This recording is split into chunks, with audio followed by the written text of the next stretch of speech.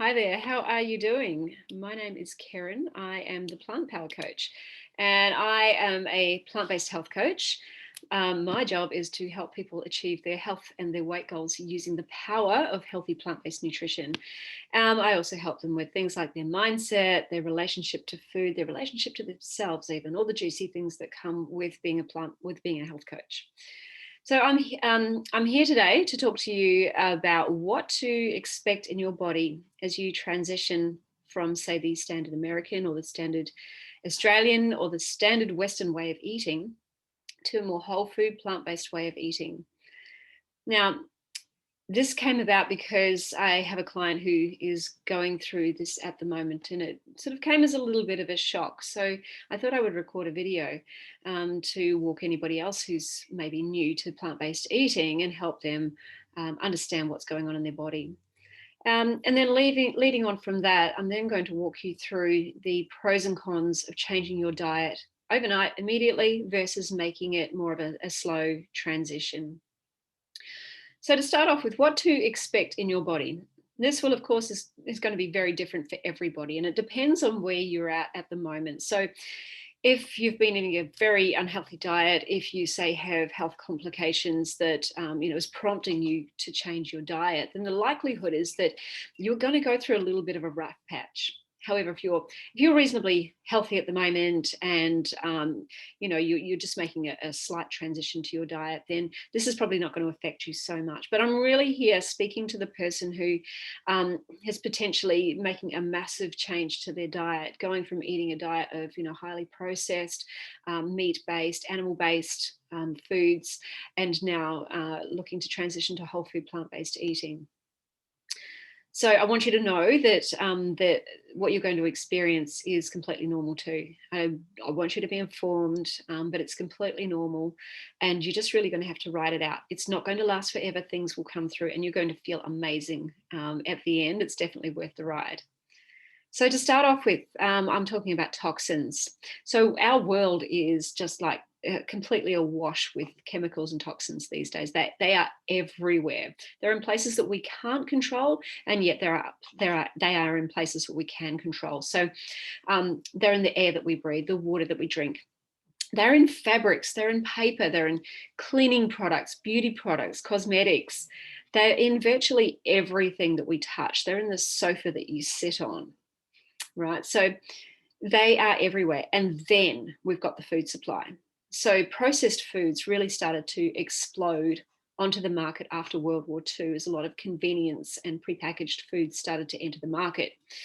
And since then, that market has grown exponentially to the point where a lot of what most people eat in their diet, something like 60% of the American diet, is made up of processed foods. Now, we do have internal mechanisms in our body to help us detoxify and remove toxins and waste from our body. Absolutely, we have this. We wouldn't survive without it, obviously. However, when our bodies developed, when our bodies evolved, we weren't in this world of constant toxic bombardment, right? So we are really overworking our body these days. And if we can control parts of what we expose our bodies to, then we probably should. What happens when we're putting toxins into our body? So we're ingesting them. Our body has to work really hard to remove these, okay, so that we don't get poisoned. So what happens when we're constantly bombarding ourselves with toxins? We're getting it from the environment that we live in, plus we're bombarding our bodies 3 times a day. It's a little bit too much for our body to handle and process all at once. So in order not to kill us, what our body does is it stores those toxins inside body fat cells, right? Have you ever worked out and worked out and worked out and worked out, yet still eaten a pretty bad diet and wondered why you couldn't lose weight? Your body needs to be able to reduce toxins first. Let go of toxins before you can actually start to lose body fat. But what happens is when we're constantly putting it in, our body, our organs never get a chance to process those stored toxins that are stored in our body fat, right? Instead, we're lumping more and more in. So more and more have to be stored in body fat. That's why we start to get bigger, right? But when we change our diet to a cleaner, less junk, a cleaner whole food plant-based diet, suddenly we're not bombarding our body constantly with toxins. So our organs, our liver and our kidneys are now suddenly able to process what comes in easily. And it can actually start to say to the fat cells, hey, I'm free. Give me some more toxins to get rid of. So that's what happens. The fat cells release the toxins into the bloodstream to be processed out through the liver and the kidneys. And the bonus is that's when you can start to drop the body fat as well. It's no longer needed. It's not needed to hold on to those toxins anymore. But what happens when those toxins are then dumped into the bloodstream to be processed out? That's when you start to feel like shit. Yes, you start to get the fever. You start to get the body aches and the body pains. You may start to get headaches. You could even have mood swings. You really just start to feel like you are coming down with a virus or a bacterial infection, something like that. So that is really just the body's way of processing out the toxins that are in your body, right? So just be aware that this is actually what is happening. And it's actually a good thing because, we don't want the toxins in our body. It's not great. So now that you're starting to clean your body up, your fat cells no longer need to hold on to those toxins. You're actually now in a really good position to be able to lose the body fat as well. And boom, double whammy. Toxins going, fat dropping. It's that easy. Now, with your digestion, this is another area that can cause a little bit of upset during your transition from, say, an animal-centric or processed diet to a diet that is high in fiber. And it's going to need to go through a little bit of an adjustment period. So now, in case you haven't seen me speak or post about the gut environment and gut health yet, I'll give you a little bit of a rundown. So we have about 39 trillion bacteria in our gut that are responsible for processing a lot of what we put in our mouths. Now, there are good guys and there are bad guys. The good guys feed on nothing but fiber, and fiber is only found in plants, right? So that means that everything else that is not a whole plant food feeds our bad guys. That's the meat, the dairy, the eggs, the refined sugars, the chemicals, the additives, the flours, the oils. None of these things contain fiber. So this is what our pathogenic bacteria or our bad gut bacteria feed on. Now, if you've been eating a mainly SAD diet, high in all of these bad foods, then guess which bacteria are going to be thriving in your body. Now, these bad gut bacteria, they produce endotoxins that cause disease. So we don't want them to be thriving, basically. We want our good gut bacteria to be thriving because they produce health promoting molecules. Now, if you switch to a plant-based diet overnight, your gut environment is going to go through a bit of upheaval. It's going to happen. You may struggle initially to process the weight of the fiber that you're sending to your gut. And you may start to become bloated or gassy or experience painful cramps. So what's going on is your gut is still weak. I want you to think of your gut like a muscle. It's a muscle that you need to strengthen. So your good gut microbes in your gut at the moment are probably low in numbers, and they're probably very weak. So think about walking into a gym. Like if you're walking into the gym for the very first time in your life, you're not going to go in and try and bench press 100 kilos now, are you? You're going to start with what you can lift, and you're going to build up to there. So your good gut microbes are a little bit the same, and they will start to struggle if you dump a large amount of fiber or a large amount of weight on them to process. Now, this will get better. It does get better as the bad guys diminish and the good guys start to grow and flourish in the gut environment. They then start to be able to process those foods a lot easier for you. But just so that you understand at a very, very basic level, what is happening in your body at this point in time. So let's move on to the pros and cons of transitioning fast versus slow. So under fast, the faster you go. The faster you go, the quicker you get there in terms of your health and your weight goals. Also, transitioning fast is like ripping a band-aid off really, really quickly. Like, it's just done. You've done it. You've made the decision. You're just going to get on with it. There's no getting stuck in your head. There's no talking yourself out of it. There's no getting fearful. You just do it, right? However, this is when your body may get that shock.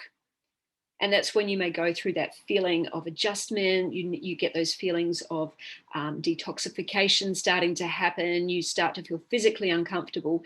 And you also get those uncomfortable digestive problems as well.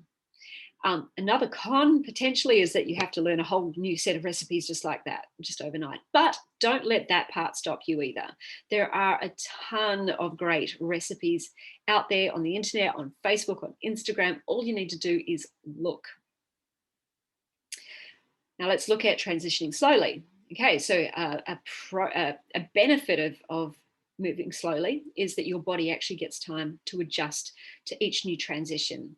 It's not such a shock to the system. And what you can actually do is start to crowd in to crowd out. So crowd in more of the good things so that you start to push out more of the bad things. So add in more whole fruits and vegetables and crowd out some of the processed stuff to eat to start with, or the animal products, whichever is going to work for you.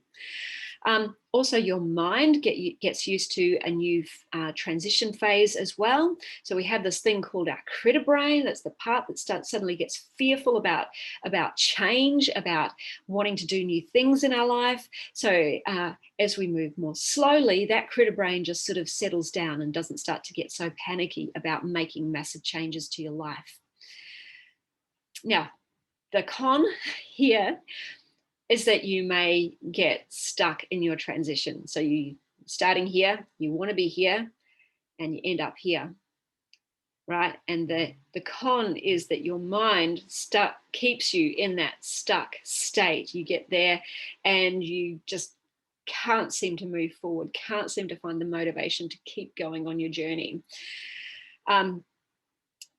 The other con is that it's really easy to slide backwards from here, right back to the start where you started. It's not where you want to be.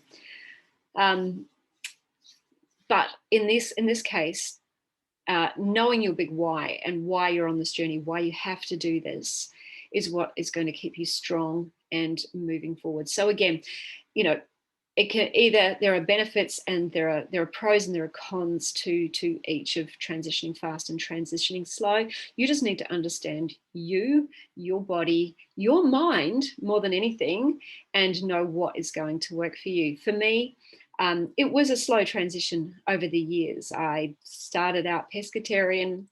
I then became vegetarian, but I knew that my why was I did not want to be involved in supporting any animal industries. So my why kept me going. I got a little bit stuck there for a while, but eventually I was able to keep going. But it was a very long transition. For you, ripping off the Band-Aid and just doing it overnight may be what you prefer. It's all up to you. There's no right or wrong. But yes, if you do decide to rip the Band-Aid off and go overnight, there's that little bit of an unpleasantness to deal with, but believe me, it's so worth it. Once you get to the other side, the benefits are definitely worth it. Things like, great digestion, things working properly, right? And when you've got great digestion, all health starts in the gut. So once you've got great digestion, great health from the gut, you start to produce great health around the rest of your body. Your skin clears up, your mind gets clear. You don't have brain fog anymore. You don't get that 3 p.m. slump. You've got loads of natural energy, let alone all of the amazing disease reversal side effects that have been achieved by so many people around the world. It's definitely worth exploring. So stick with it, guys. If you need any support in this area, feel free to reach out to me. Send me a direct message. Let's have a chat. I'm here to support you. If you're not already in my Facebook group, Plant Power Health, I'd love for you to come and join the gang. I share all sorts of tips, tricks, and recipes inside that group as well. You can get a little bit more from me there as well. And I've got some free downloads for you in there as well. So hope you found that very beneficial. If you did and want to have a further chat about things, just go ahead and send me a message. Ciao for now.